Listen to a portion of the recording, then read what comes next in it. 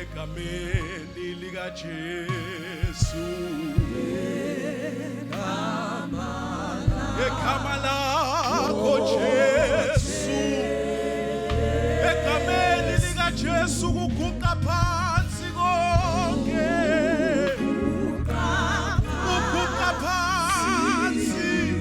uguqa phansi konke egameni likaJesu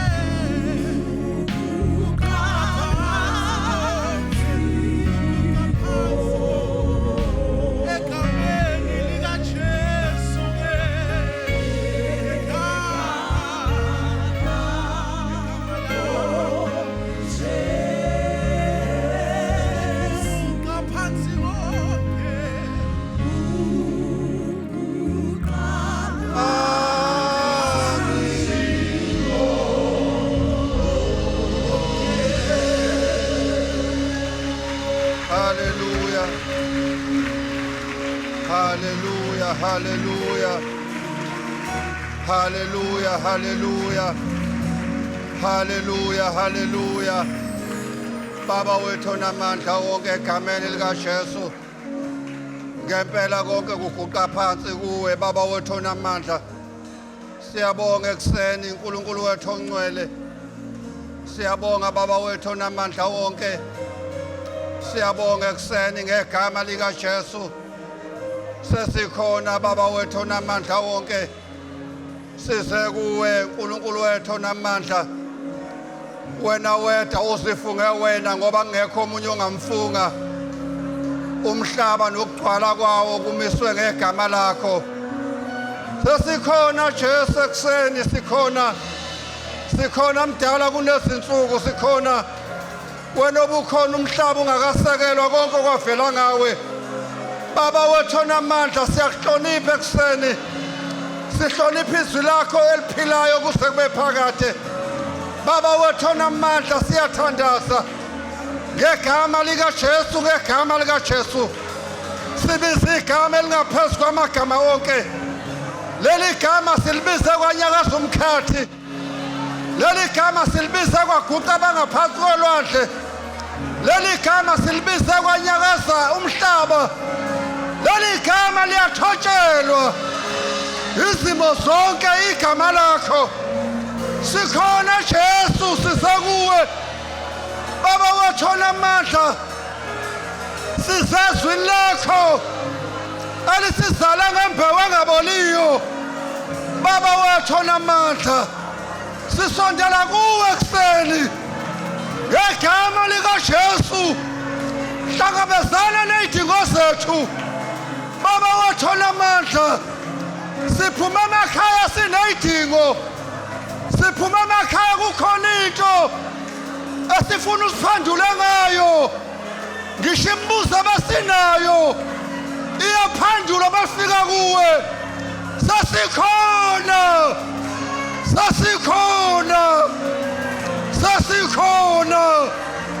sasikhona ngegama likaJesu akungabikho umuntu ozophuma kule ndawo ungahlangabezananga nezidingo zakhe ngegama likaJesu baba wethu onamandla siyabonga Thixo siyabonga baba siyabonga mdala wensuku ngegama likaJesu siyathoba ekseni ngegama likaJesu thank you Jesus hallelujah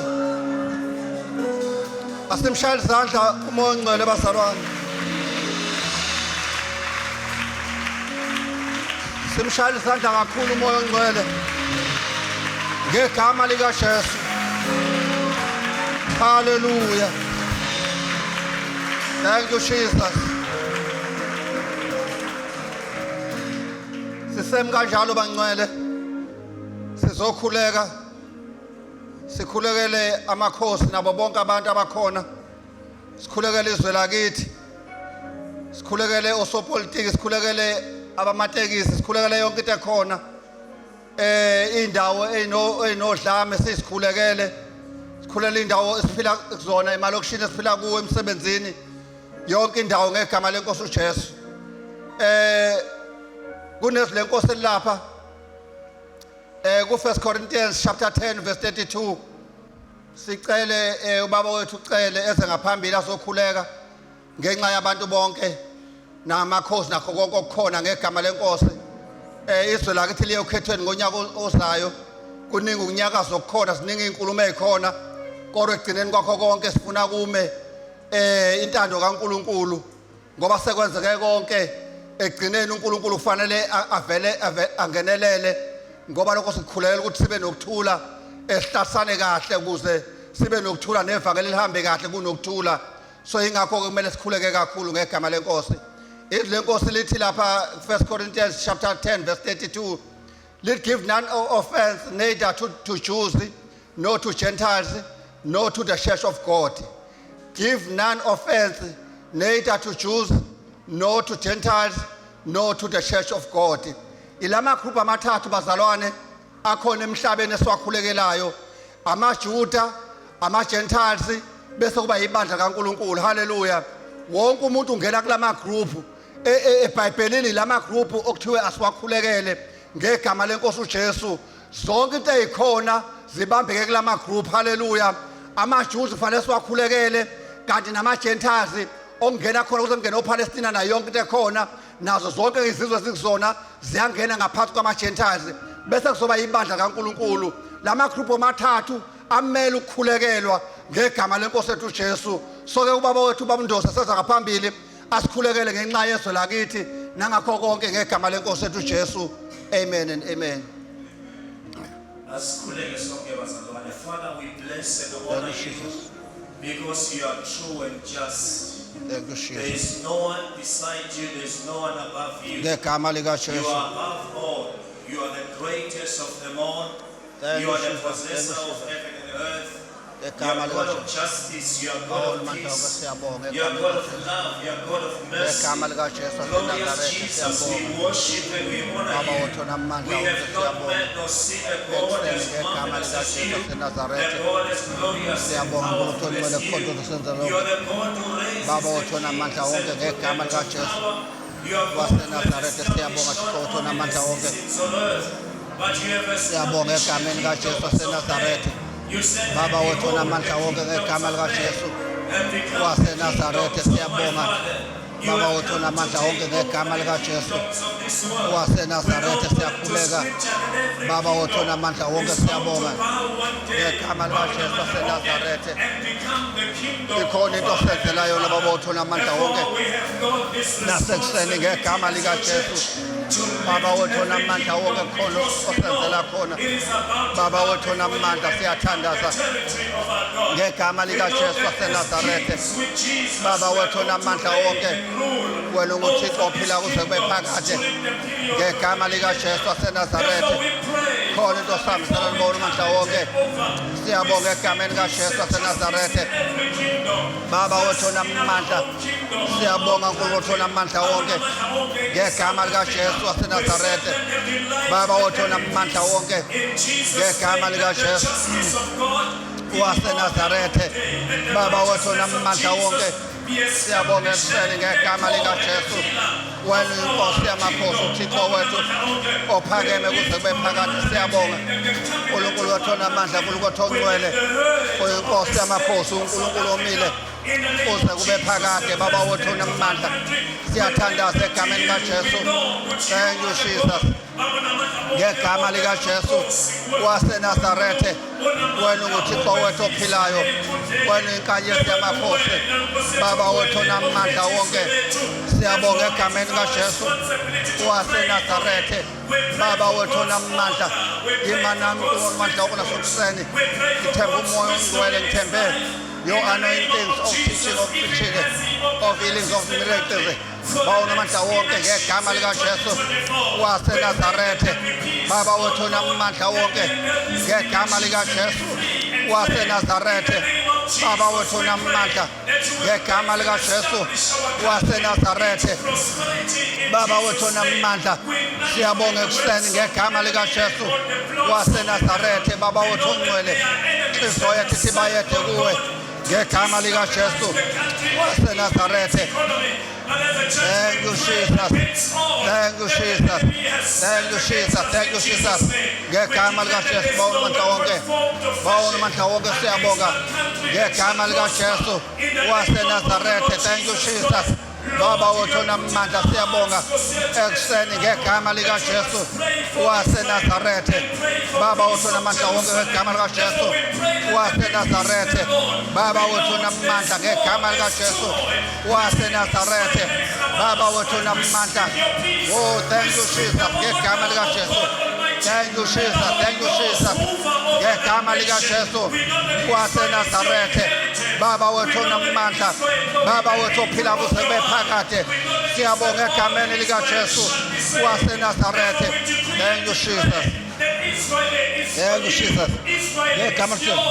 Ngegama lika Jesu waseNazaretha. Baba wethu namandla. Baba wethu ophila kuze kube phakade. Siyabonga uNkulunkulu wethu ongcwele. Siyabonga ekuseni ngegama lika Jesu. Thank you Jesus. Thank you Jesus. Thank you Jesus. Thank you Jesus. Thank you Jesus. Thank you Jesus. Thank you Jesus. Baba siyabonga egameni kaJesu. Thank you Jesus. Baba wethu namandla. Siyabonga egameni kaJesu waseNazaretha. Thank you Jesus. Bawona amandla wonke. Siyabonga egameni kaJesu Thank you, Jesus. Thank you, Jesus. Baba wethu namandla. Thank you, Jesus. Ngegama lika Jesu waseNazarethe. Siyabonga ekuseni. Thank you, Jesus. Ngegama lika Jesu waseNazarethe. Baba wethu namandla. Ngegama lika Jesu wena umile kuze kube phakade. Nguwe izolo, nguwe namhlanje, nguwe naphakade. Ngegama lika Jesu waseNazarethe. Baba wethu namandla.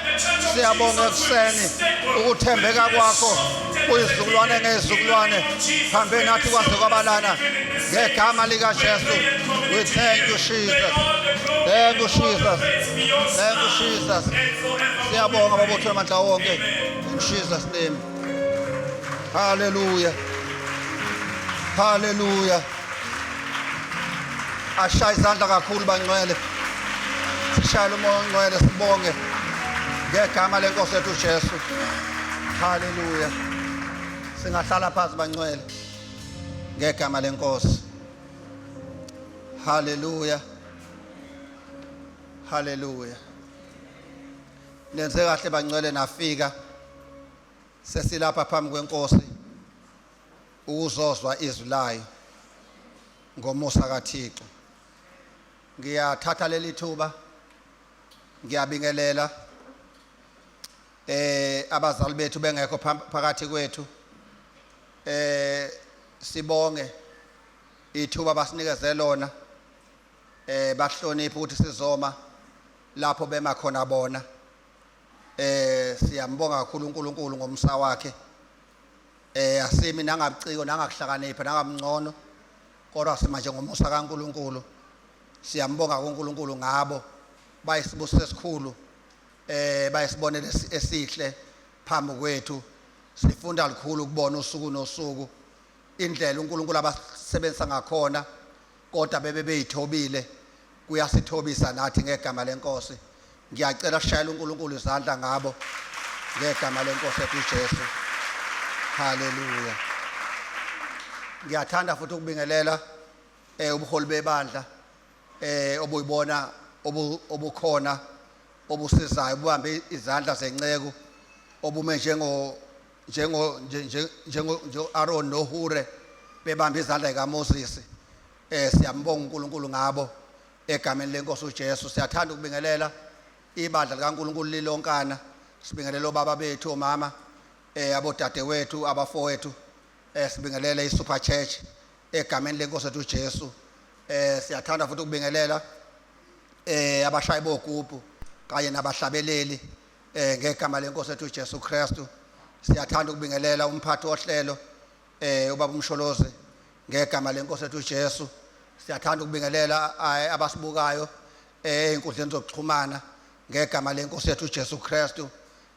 Sise christkingdomcitizens ibandla elikholelwa noma elinombono wokuthi kuwinwe imphefumulo okuyona priority number 1 yethu ukuthi siwine imphefumulo siwinele uKristu ngegama lenkosi yethu uJesu.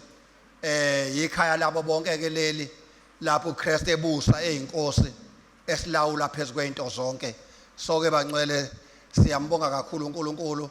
Ngiyathanda nokubingelela iwele lami okuyilona engima ngalo elingithandazelayo nakuba nibona ubaba Ndebele engazathi uyakwazi ukuma ngoba ngale kunale support engiyitholayo emva kwami ivela kumama Ndebele.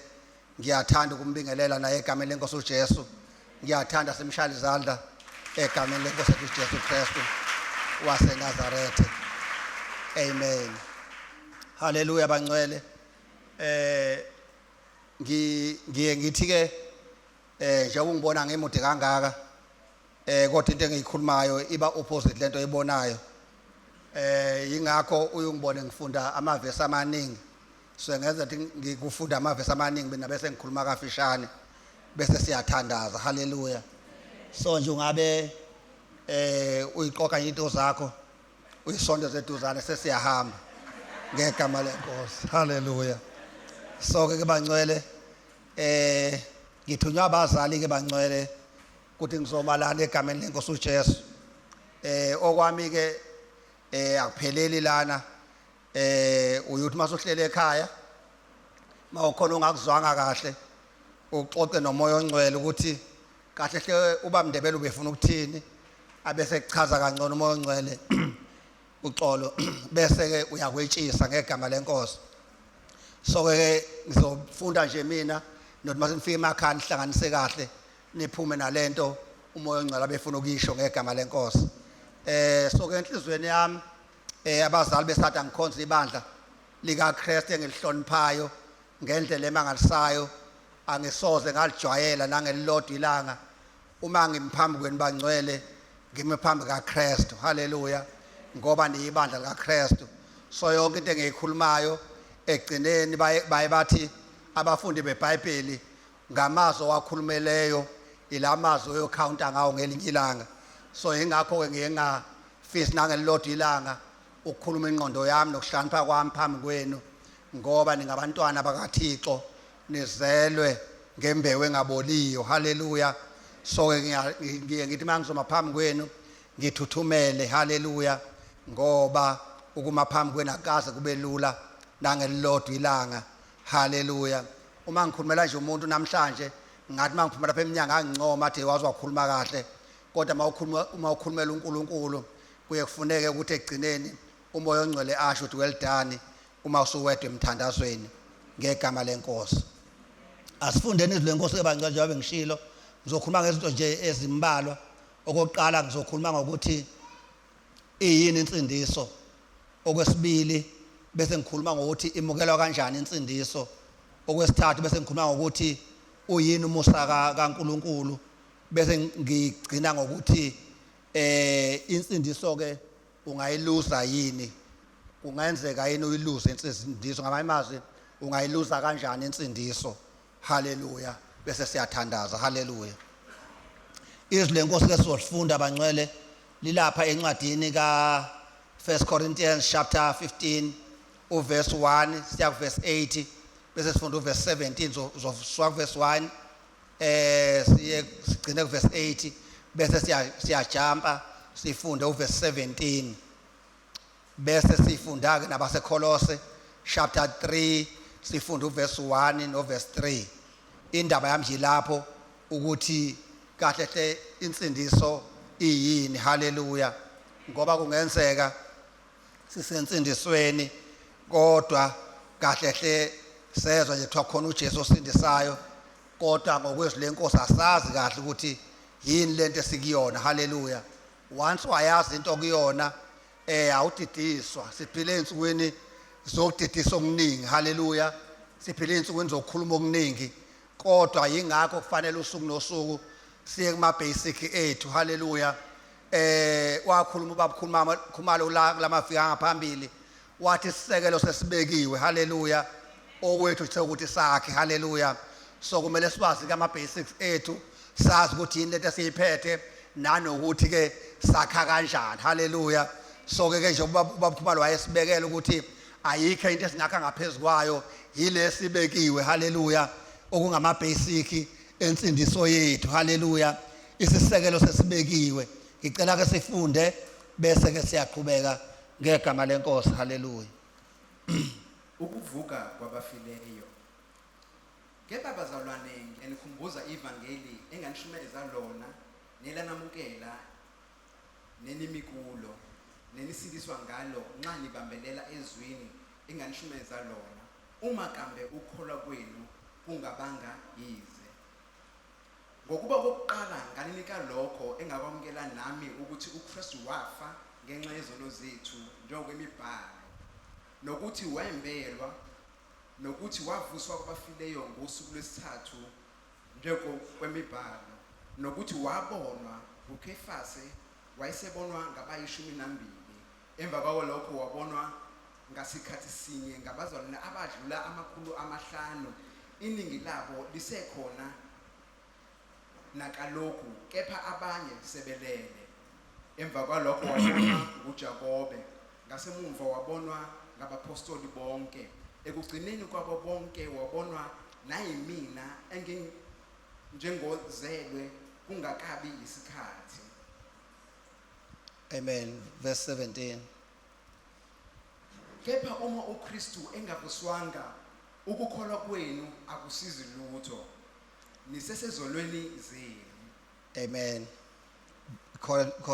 Colossians chapter 3 verse 1 and 3.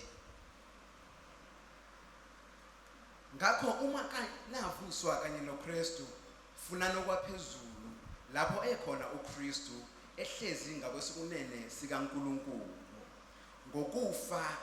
Ngokuba nafa ukuphila kwenu kufihliwe noKristu kuNkulunkulu.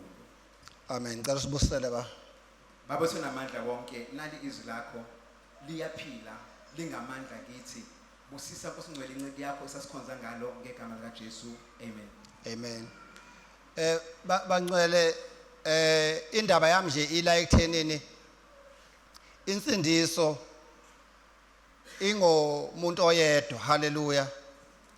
Insindiso ingoKristu.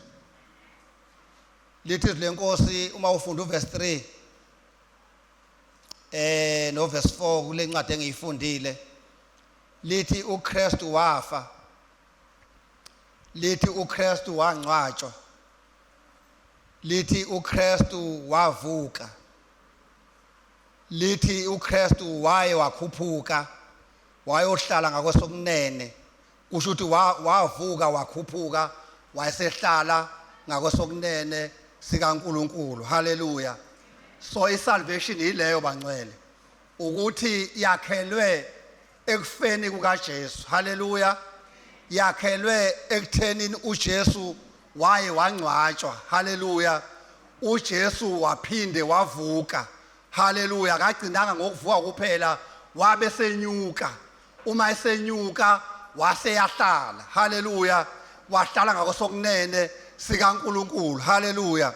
So ke indaba yensindiso yakhelwe ekuthenini uJesu mhlazane efa esiphambanweni wayefa kanye nathi. Hallelujah. Ngesikhathi uJesu efa esiphambanweni wayezoshintsha lento eyenzeka ensimini yase-Edeni. Hallelujah. Yokuthi ngesikhathi uAdam ehluleka noma enqotshwa isono, kubusa isono phezukwethu, kubusa ukufa, kubusa yonke lento eyabusa emva kaAdamu, leyo nto leyo eyenzeka ensimini yase-Edeni uJesu wayesezoyilungisa, esezokwenza lento okuthiwa insindiso, isalvation. Hallelujah. Isalvation ayikho nangoyedwa umuntu la emhlabeni. Hallelujah. Akekho umuntu ongaqhamuka lapha ayigqatshe noma athi mina ngingcono ngikwaze ukuyisindisa. Hallelujah. Yilento eyadida uSathane. Hallelujah. Ukuthi wayathi unqobile ngesikhathi enqobe uAdam ensimini yase-Edeni, esathi ukuthi sizophila ngaphansi kokufa, sizophila ngaphansi kweyinkinga, sizophila ngaphansi kokwehlulwa. Uma sekufika uJesu esephethe izono zethu. Hallelujah. Eya kuSathane, eya eHadesi, eyosikhulula, eyokhulula ukufa, eyothatha ihluthulelo zokufa nezeHadesi. uSathane akabonanga ukuthi seyashayeka, kodwa njengomuntu uSathane umuntu womthetho, umuntu ohlala ecabanga ukuthi sonke isikhathi uyawina, wazitshela ukuthi hayi kuhamba kahle impela, nayi le ndoda bekuthiwa ingcwele ayinalutho, ayinakona, namhlanje ngiyibona iphethe konke ukona. Hallelujah. Wacabanga ukuthi ngalokho usewinile. Hallelujah.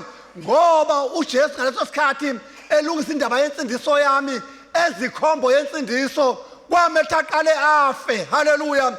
Ngesikhathi eqale efa, into eyamenza ukuthi akwazi ukufa kwaba izono zami nezakho.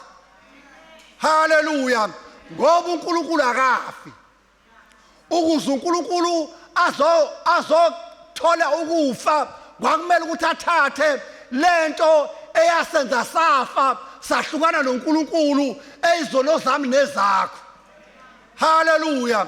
uJesu ke ngesikhathi ke senza le khombo yensindiso waqala ngakho ukufa. Hallelujah. Kwakuphatha kwagcwala yena. Ngesikhathi kugcwele yena uSathane akangabona ukuthi usengozini, wajabula, wathi hawu ukufa kuphezu kwakhe, inkinga iphezu kwakhe, izono iphezu kwakhe, kanti usethola imiskoli, akaboni usezoshaya. Hallelujah. usathane njengomuntu owazi umthetho kwakumele athi cha wonke umuntu akayizele nezono zakhe azozifela yena ngoba ukuba wenze njalo ngabe namhlanje sikakasindiswa. Hallelujah. Ngabe namhlanje sizenza umzukuzuku wokuzama sifele izono zethu into ende engasoze yaphela kodwa uJesu kwamthatha nje insuku eziwu3 ukuyiqeda yonke leyo nto wafa wavuka wakhuphuka ngeinsuku ezi3. Hallelujah. Leyo nto thina ngabe namanje sisazama ukuthi siyenze ingenzeki. Hallelujah. Ngoba indaba yethu ifana nalento eyenzeke uma ngabe uthatha ibhondi wena umsebenzi ungesiyo ibillionaire ungesiyo imillionaire ukuthatha isikhathi ukuthatha iminyaka u20 uzomkhokhela le bond bese qhamuka umuntu oyibillionaire within 20 seconds useyikhekhile leyo ndlu wayiqeda. Yilento ke yenziwa uNkulunkulu ngoJesu ukuthi into esazoyikhokhela iminyaka ingapheli ayikhokhele ngo3 days. Hallelujah. Wayesakhela ikhombo yensindiso leyo nto ayenza yamdida uSathane ngoba ukuba wayeyibonile wayezothi asizenzele sizabalaze sahluleke sife nomunye aqhamuke emva komunye azabalaze ahluleke afe kwaqhamuka inkosi yamakhosi yaqonda esiphambanweni yaqonda eHides yaqonda for 3 days yathi ihlukile zokufa lezi Hides ngiyayithatha namhlanje ukufa kusenamandla phezu komuntu. Hallelujah. Hallelujah. Sokabangcwele ikhombo le. Hallelujah yensindiso. Ukufa kaJesu, ukwembela kwakhe ethuneli, ukuvuka kwakhe. Athi uPaul ukuba uJesu akavukanga ngabe namanje sisasezonweni. Hallelujah. Yilento ehluke ngayo zonke inkolo ezikhona azinaye owavuka. Hallelujah. Wangoba ukufa azinaye. Hallelujah. Ile khombe semingayo bathi lihluke ngani nina zonke nje inkolo nabaprofeti ababaliwe bakhona nahluka ngani sithi thina wathi wafa. Hallelujah. Wehla. Hallelujah. Akehla njengoba edlala waqonda eHides wathi lalela kufa lalela Sathane lethi ikhiya zeHides uzilethela phakimi wavuka. Hallelujah. Wavuka ethola umqhele wavuka umnqobi evuka nathi. Hallelujah. Uthema isevuke nathi. Hallelujah. Wakhuphuka. Hallelujah. Bacabanga ngathi akwazeki lutho kanti useyakhuphuka. Hallelujah. Wathi uma esekhuphukile wathatha ukuphila kwethu wakufihla noKristu kwezasemazulwini. Hallelujah. Umuntu akangeni la. Uba Ndebele akangeni la.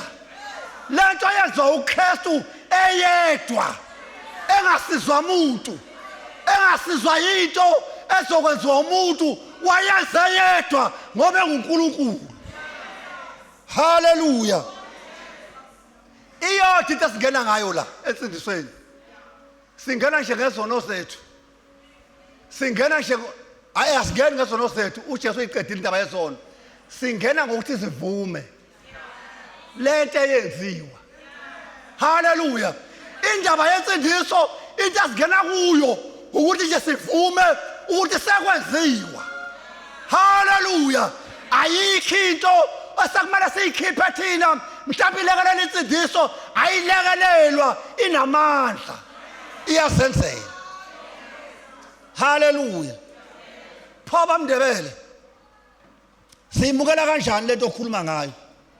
Mhlawumbe bafaka awungifundele angisazi ukuchaza uMark 16 verse 19 no 1 Timotheo chapter 2 verse 5 anguzi kumchaza uzomfunda bese ngiyadlula bese ngongethi yona ke lento engikhuluma ngayo imukelo kanjani uyithatha kanjani ukuthi ibe ngeyakho ungena kanjani kuyo ngoba ngithe mina ungeni kuyo ngoba ikufa kaJesu ikwembela kaJesu ikuvuka kaJesu ikukhuphuka kaJesu ikuhlala kaJesu haleluya ilezinto ezu5 ikhombo yezinto ezu5 le number 5 igrace kaNkuluNkulu iyona lesindiswe ngayo haleluya awungifundele baba wami ngegama lenkosi sesizothandaza njalo ke inkosi uJesu isikhulumile kubo yakhushulelwa ezulwini yahlala ngakwesinene sikaNkuluNkulu haleluya 1 Timothy chapter 2 verse 5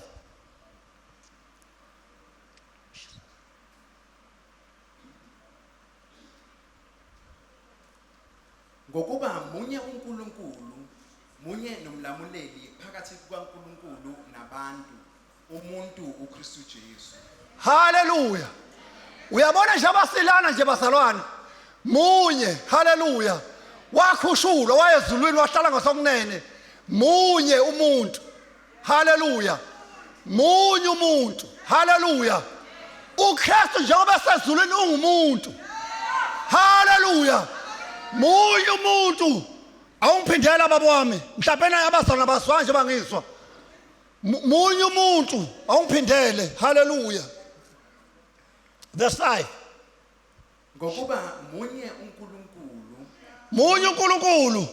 munye nomlamuleli phakathi kukaNkulunkulu nabantu munye nomlamuleli phakathi kaNkulunkulu nabantu umuntu uKristu Jesu umuntu haleluya umuntu ozosilamulela phakathi kaNkulunkulu nabantu akekho omunye owasilamulela ngaphandle kaKristu insindiso ingoKristu uba Ndebele masafakwa kwakhe akusesiyo haleluya iyiyo uma ngabe iuKristu ima ilo muntu ongumlamuleli phakathi kukaNkulunkulu nabantu uKristu Jesu hallelujah that is salvation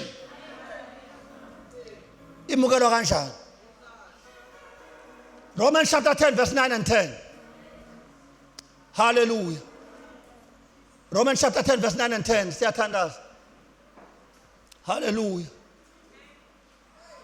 hallelujah ngokuba uma uvuma ngomlomo wakho ukuthi uJesu uyinkosi ukholwa enhlizweni yakho ukuthi uNkulunkulu wamvusa kwabafileyo uyakusindiswa ngokuba umuntu ukholwa ngenhliziyo kube ngukulunga ngomlomo uyavuma kube ngukusindiswa hallelujah insindiswa uyimukela kanjena hallelujah lento uJesu akwenzela yona ayidingi lutho lwakho idinga nje uvume ngomlomo wakho ukuthi uJesu uyinkosi bese uyakholwa enhlizweni yakho bese kuba ukulunga haleluya ngithe uJesu wathi mangabe sevuka ngesikhathi evuka wayevuka nawe sewukulunga ngesikhathi efa kwawayefa nezono zakho efa neinkinga zakho efa nokuhlupheka kwakho efa nezolo lakho efa nazo zonke izinto oyizona efa nokuxaka kwakho efa nokuxaka kwakho nokuxabana kwakho noNkulunkulu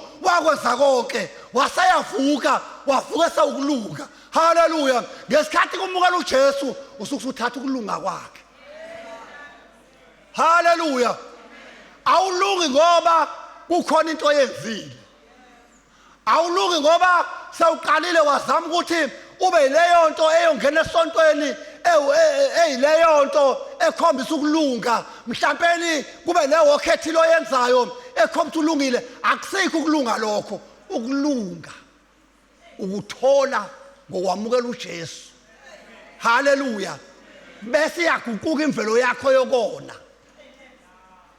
okay impilo yethu bazalwane imayelana lokuthi nje ukuzishintshe kumele sizalwe ngoba ngesikhathi singena esonweni akekho la phakathi kwenu wayesonile ngesikhathi uzalwa akekho umuntu owayesonile la phambi kwenu kodwa wathi nje zalwa wayeqhubeza ngokona kwathiwa useyisoni uzalelwe esonweni khona into awuyenzile wenza ngalutho haleluya wavele wazalelwa esonweni noma ke ungasayifuni impilo yasesonweni uzokwenza same thing kumele futhi uzane haleluya aziki izenzo ezinto ongazenza zikulungisa zikufake ezulwini noma ungazenza uphe bonke abampofu usize wonke umuntu ekhona uma ungakazalwa umuntu owenza kahle esiza bonke abantu kodwa esesonweni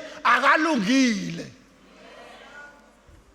haleluya ngoba sijwayele ukuphambanisa lento sithi hayi yazi usibani bani indlela njalo ungengakhona izulu yongena egijima akuhambi kanjalo ezulwini ungena ngokuzalwa haleluya ungalunga ukuthi uyabona le ndaweni yangakini akekho umuntu oswelayo ngenxa yakho indlela osupply ngakhona kodwa ukuze uye ezulwini kumele uzalwe njengoba ngenkathi ungene koneni wazalwa nendlela yophuma ngayo kumele uzalwe haleluya haleluya haleluya so ke bazalwane uyamvuma uJesu ukuthi uyinkosi ubuso uyakholwa enhlizweni ukuthi uNkulunkulu wamvusa kwabafileyo ubuso uyasindiswa ube umuntu olungileyo uthole lento kaJesu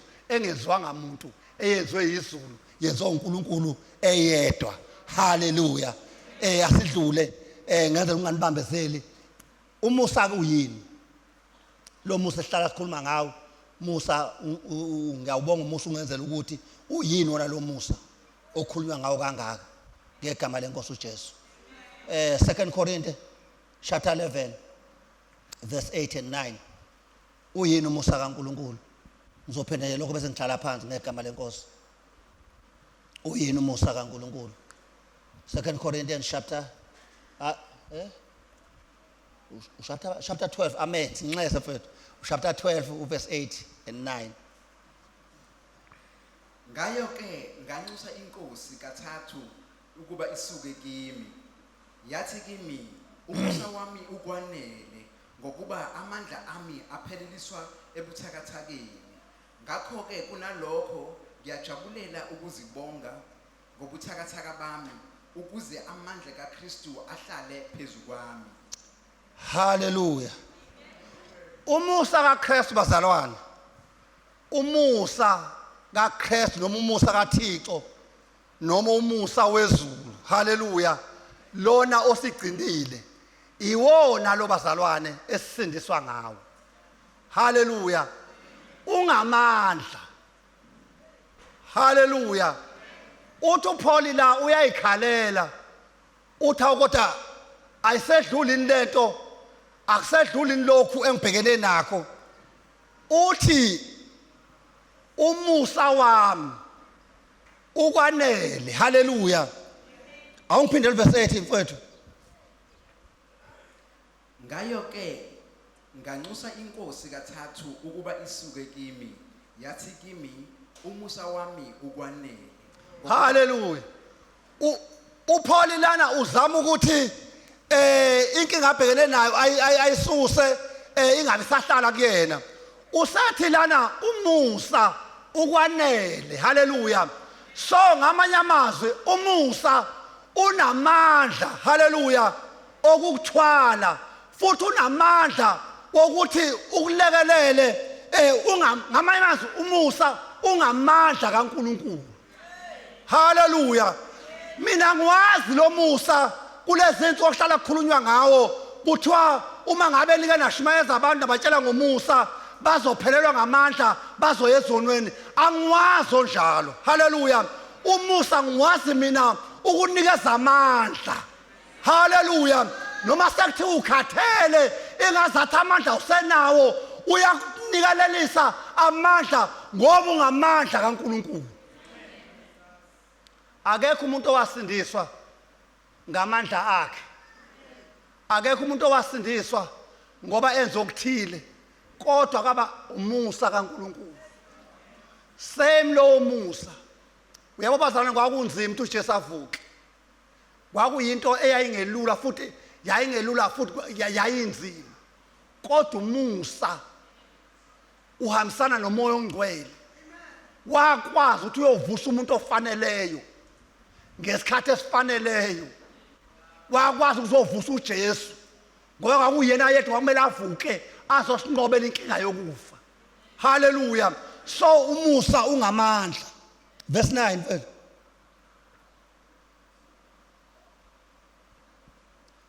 Yathi kimi umusa wami ukwanele. Umusa ukwanele. Ngokuba amandla ami apheleliswa ebuthakathakeni. Amandla ami apheleliswa ebuthakathakeni. Ngamanye amazwi umusa ungamandla kaKristu. Hallelujah. Uyapheleliswa ezintweni ezibuthakathaka. Umuntu ongenawo namandla akawudingi umusa. Hallelujah. Kodwa umuntu oyisehluleki njengami nawe uyawudinga umusa ngoba umusa uyapheleliswa ebuthakathakeni. Hallelujah. Uma uhluleka udinga umusa ngoba umusa ungamandla kaKristu. Hallelujah. So abazalwane sisentweni eyenziwa uKristu. Wayenza wayiqeda kwezasemazulwini wayihlanganisa. Wasethi thina into esizohlangana ngayo nayo ukuyamukela. Hallelujah. Wayesezothi igrace ingamandla akhe. Hallelujah. Uma ufuna ukuthola into engamandla ezokusisela izingane zakho lezi engayifuni insindiso umusa. Uma ufuna into ezokwenza ube nokuthula ube nepeace ezweni eliphithizela kanjena ezweni eliqenyakaza kangaka ayikhenye umusa kaNkulunkulu. Uma ufuna into ezolapha izifo zakho ilapha eziqede ayikhenye umusa. Hallelujah. Uma ufuna into ezokwazi ukuthi ikuncede lapho ukhathala khona ayekho amanye amandla uzowathola ngomusa. Umusa kaNkulunkulu ungamandla. Hallelujah. Uma ufuna amandla kaNkulunkulu hlala emseni kaThixo. Hallelujah. Umusa kaThixo uyakwazi ukukuthwala. Hallelujah. Ukuthwala usubhedile sewuphelile ngawe sewenza orogi ukuthwale. Hallelujah. Ingaphela uJesu uvele wathatha ukuphila kwakho komoya wayokufihla noKristu. Awukwazi ngisho uSathane engenzani akakwazi ukuthatha impilo yakho okuyile eyenguna phakathi ukuyithatha ngoba ngesikhathi umkolo uJesu yasilwa ngomoya ongcwele. Akekho umuntu okwazi ukudlula lapho kuvale khona umoya ongcwele. Akakwazi nje ngenzani ngisho ngazama ukushaya ngo2 feet uzova nje uyithathe uyithintithe ngoba uphila kokuvalele. Hallelujah. So umusa kosenzela lokho ngegama lenkosi uJesu. Ungayiluza yini insindiso? Ngicela sifunde uJohn chapter 10 verse 27, 28 and 29. Sesiyathandaza.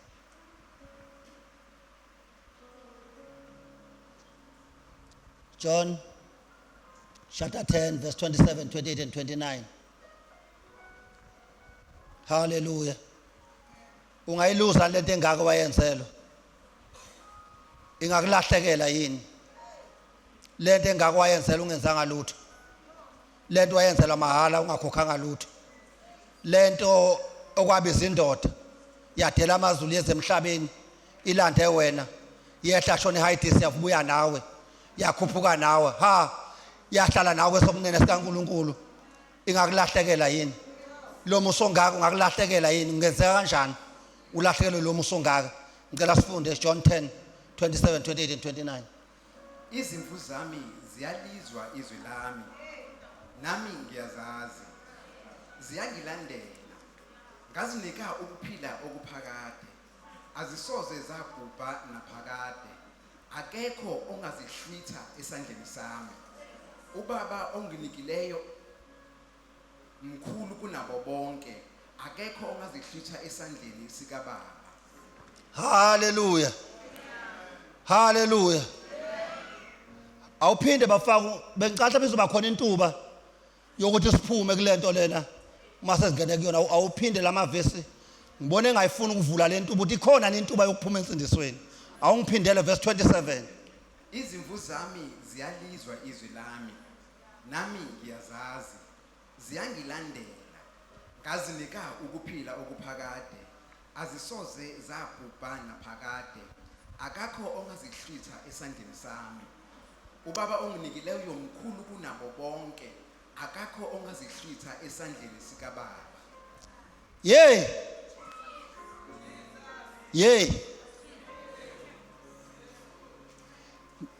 ngibathe ngiyabheka ngithi ngizolalela ngicela bafaka uzoba khona lapha azothi iphuma khona nangu uJesu enqaba nazo haleluya uthe zakhe uyazazi ziyamazi naye haleluya haleluya ezakhe izimvu ziyamazi haleluya ziyamlandela haleluya uthi uzinika ukuphila phakade haleluya zithola into yaphakade isalvation eyaphakade haleluya uma ke wayamukela ingeyaphakade akekho umuntu oyokayihlwithe esandleni sikaKristu uNkulunkulu omnikile yezona akekho ngaphezulu kaNkulunkulu haleluya ngisho usathane engalobiza azama yonke imizamo akufrustrate akwenze ngazathi awusilikholwa akubize ngazo zonke izinto akubize ngesehluleki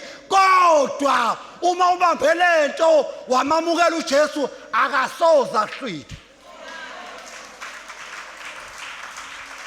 haleluya lento akusiyo nje eyeminyaka emithathu ezayo akusiyo nje eminyaka eyinkulungwane ezayo akusiyo mhlawumbe eminyaka ezinkulungwane embili ezayo kodwa lento engikhuluma ngayo ngeyaphakade haleluya mhlawumbe ke asikwenzele kube lula yingakho singenalo ilungelo lokujaja abazalwana abadlule inkingeni abadlule imende ngoba akushintshi bangabazalwane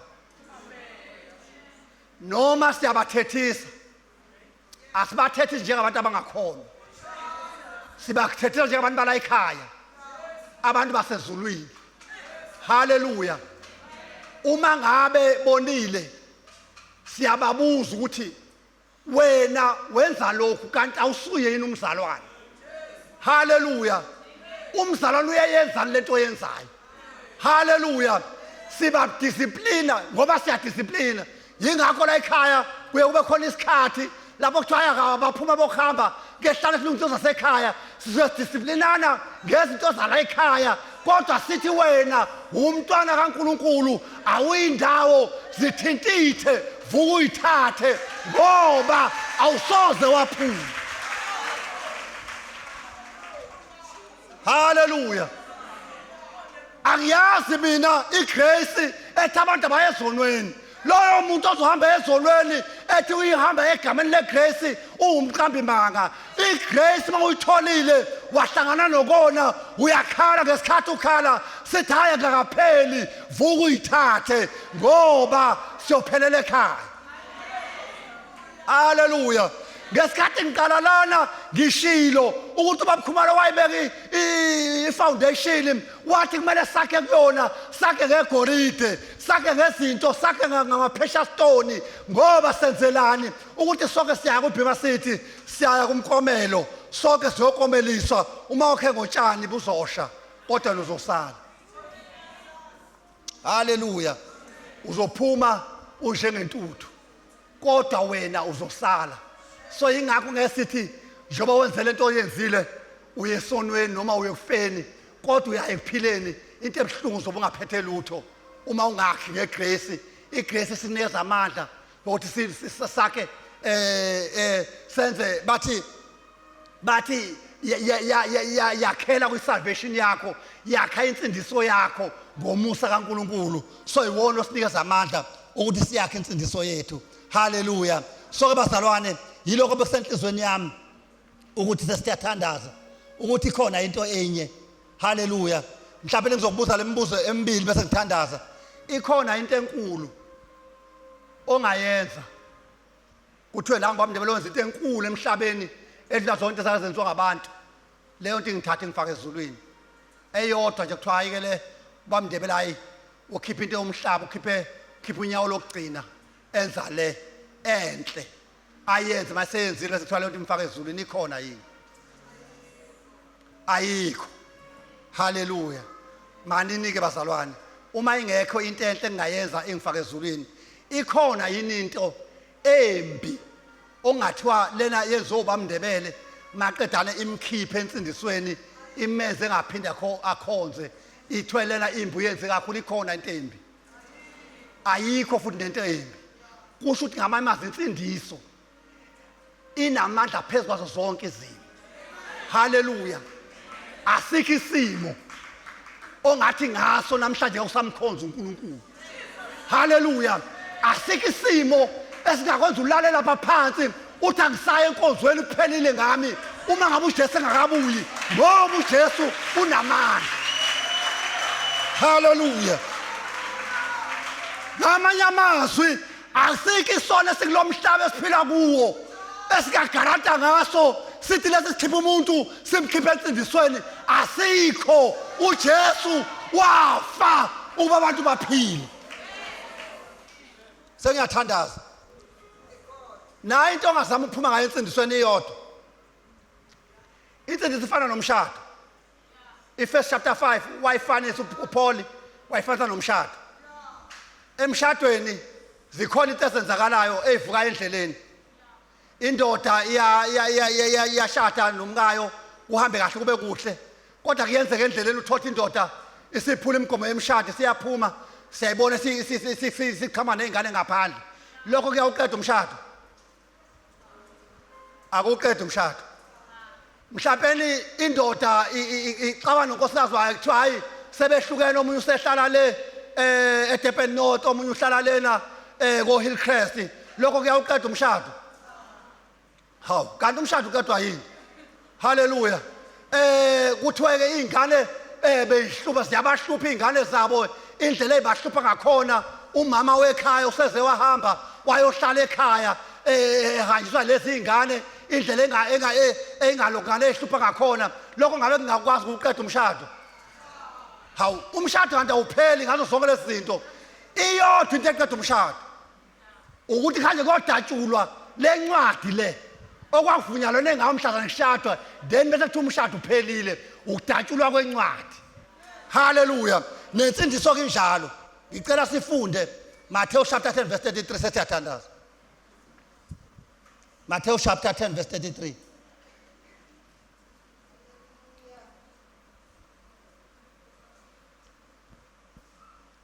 10 verse 33 sesiyathandaza kepha loyo oyakungiphika phambi kwabantu nami ngiyakumphika phambi kukaBaba osezulwini haleluya iyona nto yodwa le uJesu naye angakwazi ukungayenza uma ngabe njoba wangena ngokumukela uJesu wavuma ngomlomo noma ke sewufuna ukumphika uJesu komele ukhulume ngomlomo uthi awusamfuni nizongifakazela bonke labantu abaseyipotini uma uhlana nabo uxoxa nabo abake basindiswa bathi yasehlula lento yini yabahlula safe basindiswa ngomusa uJesu wabathatha ngomusa wabaletha entsindisweni bafika endlini kaNkuluNkulu sabanika odo and doors yonke into sabanikeza yona bathi yasinda lento baphindele ezipotini